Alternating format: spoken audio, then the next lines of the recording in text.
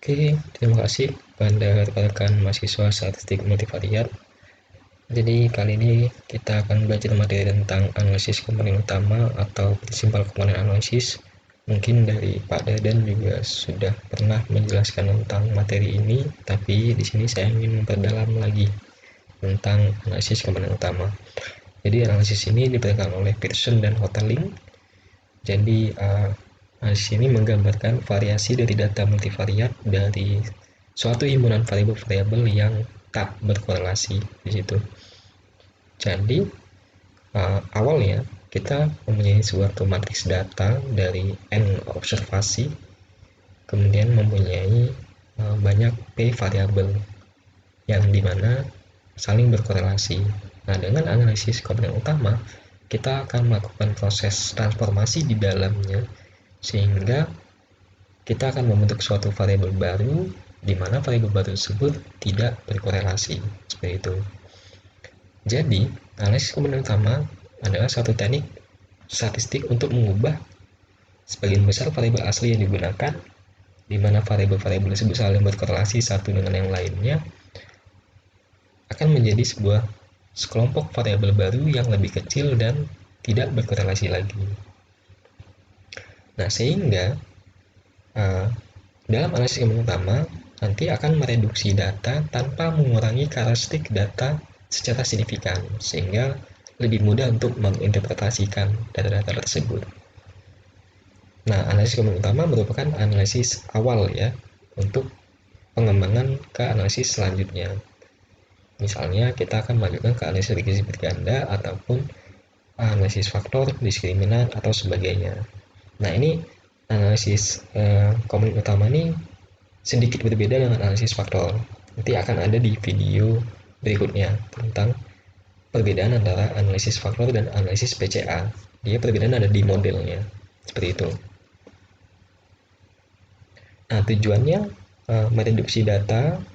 Jadi dari data yang mempunyai P variabel, misalnya kita punya 20 variabel, nanti kita akan mereduksi variabel-variabel tersebut menjadi mungkin hanya 3 variabel baru saja, seperti itu. Tapi bukan berarti kita kehilangan informasi, karena dari 3 variabel itu di dalamnya terdapat keseluruhan variabel yang kita gunakan. Jadi masih berada di sana. Kalau dalam analisis regresi berganda, kita tidak menggunakan variabel yang tidak signifikan. Artinya kita membuang informasi di variabel itu. Tapi kalau di komponen utama itu tidak, karena dia tetap berada di dalamnya. Sehingga nanti kita bisa menginterpretasikan variabel baru yang terbentuk atau komponen utama yang terbentuk, seperti itu. Nah, ini prosesnya nanti kita mempunyai suatu matriks, kemudian nanti kita akan membentuk matriks kovariansi, dan kita nanti akan mencari eigenvalue dan eigenvektornya. Makanya di pertemuan sebelumnya, di materi sebelumnya kita belajar tentang matriks, eigenvalue, dan eigenvektor karena berguna di beberapa analisis multivariat seperti analisis komponen utama ini. Nah, di analisis komponen utama nanti dikonstruksikan sebuah P kombinasi linear dari X. Nah, jadi ini ya penjelasannya. Jadi kita punya komponen pertama misalnya adalah nilai eigenvektor pertama dikali dengan X. Komponen kedua sampai komponen ke P.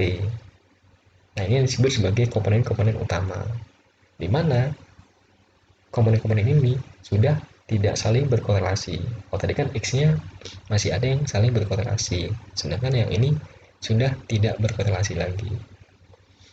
Nah, artinya di sini nilai var dari komponen utamanya itu yaitu bernilai ini, nilai eigenvektor di transpos dikali dengan varians, kemudian dikali dengan eigenvektor. Nah, ini penjelasannya. Jadi untuk komponen utama pertama, Y1, itulah kombinasi linear dari eigenvektor transpos dikali dengan X, di mana itu akan memaksimalkan nilai var dengan eigenvektor transpos dikali dengan eigenvektor yang pertama itu akan menilai 1. Nah, kalau yang kedua sama, tapi komponen utama kedua ini, Y2 ini, kita namakan Y2, tidak lagi berkorelasi dengan Y1. Kemudian yang Y3 tidak berkorelasi dengan Y2 maupun dengan yang Y1. Dan selanjutnya sampai komponen utama ke I, seperti itu. Kemudian nanti kita juga akan menghitung jumlahan dari nilai variansi. Kemudian ini juga ada suatu ukuran penting, yaitu nilai variansi relatif. Untuk masing-masing komponen utama itu berapa nilainya. Nah, mungkin bisa dijelaskan dengan menggunakan data. Nah, jadi ini datanya. Jadi misalnya kita menggunakan data kecil untuk pembelajaran hal ini. Nah, ini ada 12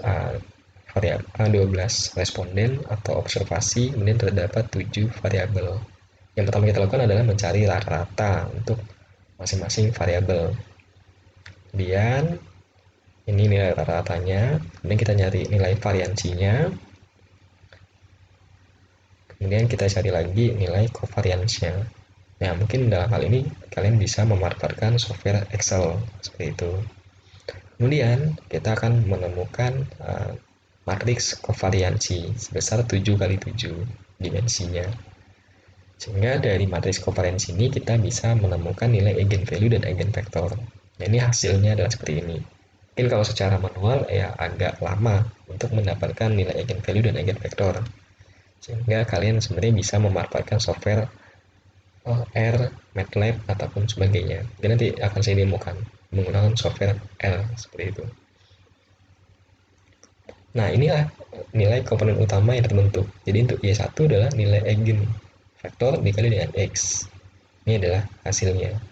Komponen utama yang pertama, kedua sampai ke 7.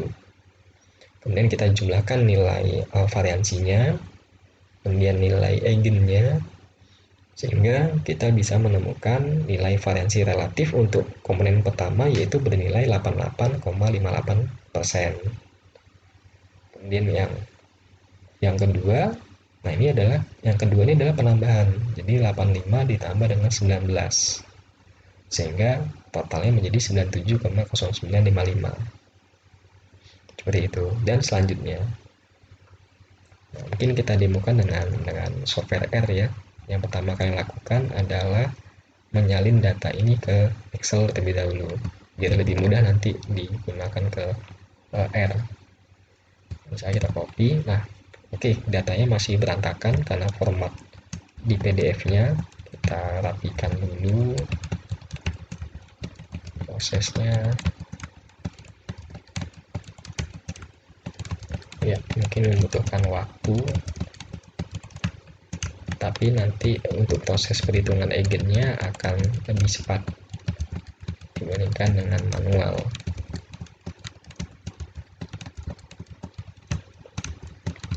Oke, sedikit lagi, karena tadi kita ada 12 data. Oke, selesai. Ini datanya masih keliru ya. Kita harus transpose dia. Kita copy, paste spesial, transpose.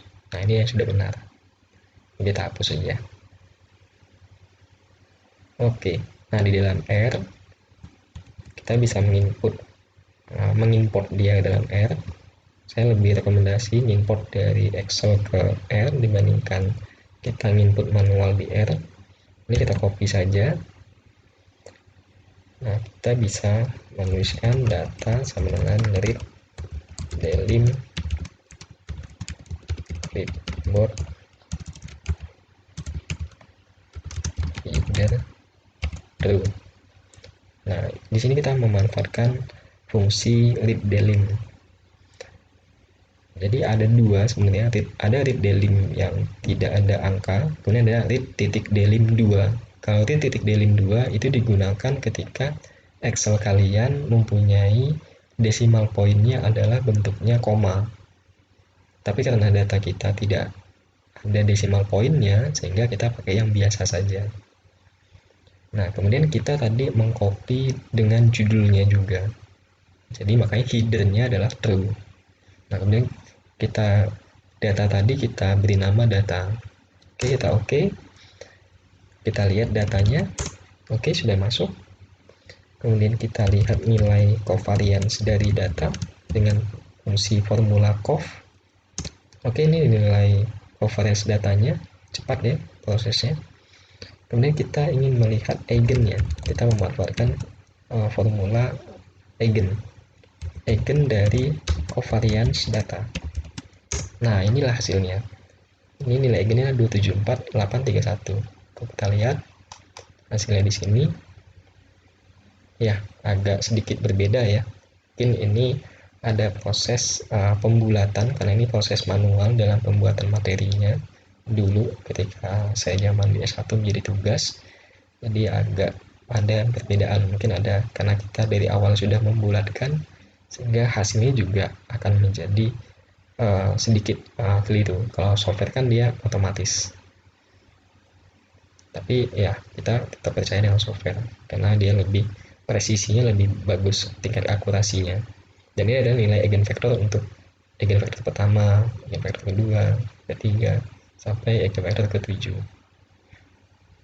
Nah, lebih cepat ya dengan menggunakan R seperti itu. Kemudian kita lanjutkan ke berikutnya, kita menggunakan data yang besar. Di sini kita menggunakan 50 observasi. Nah, mungkin teman-teman sudah mempelajari di analisis faktor.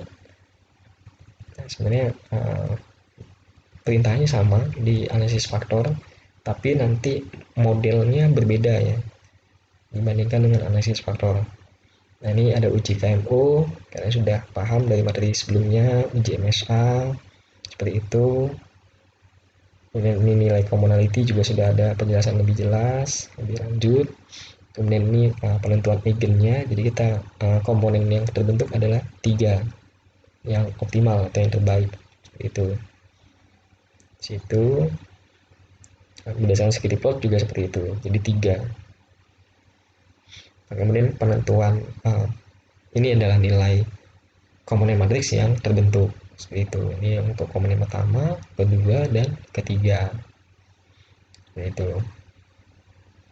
Nah, ini nilai rotate komponen matriks, rotasi ya. Nah, jadi di sini kita akan memperoleh yaitu komponen utama pertama itu terdiri dari 2 variabel, yaitu model motor yang menarik dan kombinasi warna motor yang menarik. Nah, di sini saya beri nama atau saya interpretasikan komponen ini menjadi tampilan motor. Jadi ada sekelompok responden yang dia memilih, alasan memilih motor itu berdasarkan tampilan motornya, yaitu model motor yang menarik dan kombinasi warna motor yang menarik. Kemudian komponen utama kedua terdiri dari suku cadang, harga motor, dan kawetan mesin. Maka di sini saya beri nama kualitas motor. Penamaan ini tergantung dari peneliti, inginnya seperti apa. Jadi terserah kalian, yang penting dia bisa menggambarkan anggota variabel yang ada di dalam komponen tersebut. Seperti itu. Dan kalau yang bagian ketiga, dia hemat bahan bakar dan sistem pemberian kredit yang wajar. Maka ini disebut sebagai faktor finansial. Ya, mungkin itu saja dari saya terkait analisis PCA. Hampir mirip dengan analisis faktor. Nanti ikuti di video berikutnya untuk mengetahui perbedaan antara analisis faktor dan analisis PCA. Terima kasih.